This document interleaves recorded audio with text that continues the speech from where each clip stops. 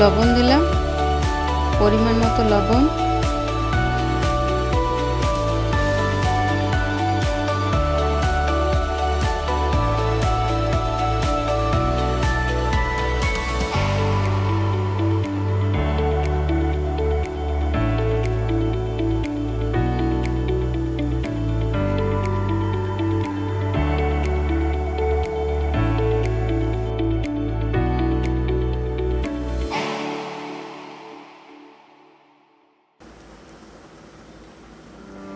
এরপর কাজু, চারমগজ, পোস্ত বাটাটা দিয়ে দিলাম।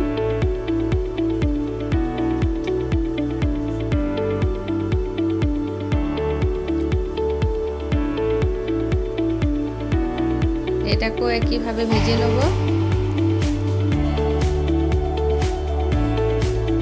ধুয়ে জলটা দিলাম।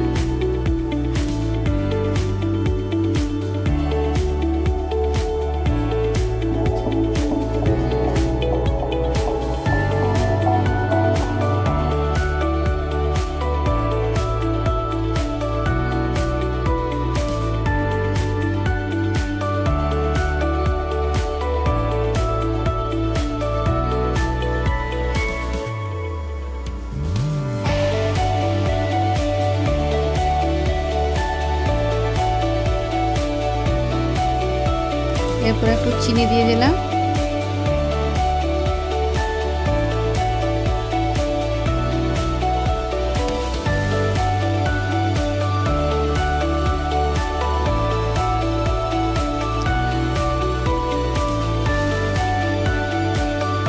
আবারও ভালোভাবে নেড়ে নিলাম। এবারে দইটা দিয়ে দিলাম।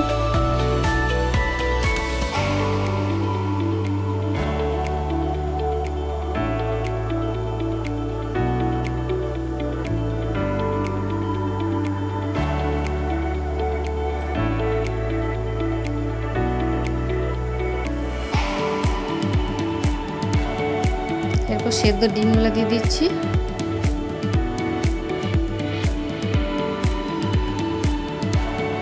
এই রান্নাটা খুব সহজ। এবার আমি একটু ঢাকা দিয়ে দেবো, একটু দমে হবে। বেশ কিছুক্ষণ রেখে দিয়েছিলাম, ঢাকনা তুললাম।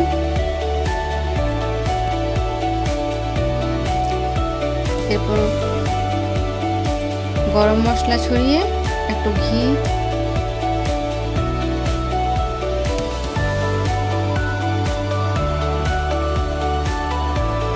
ঘি ছড়িয়ে দিয়ে দিলাম। রান্নাটা এবার পরিবেশন করুন।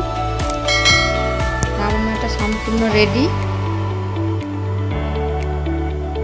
আপনাদের নিশ্চয়ই রান্নাটা ভালো লাগবে।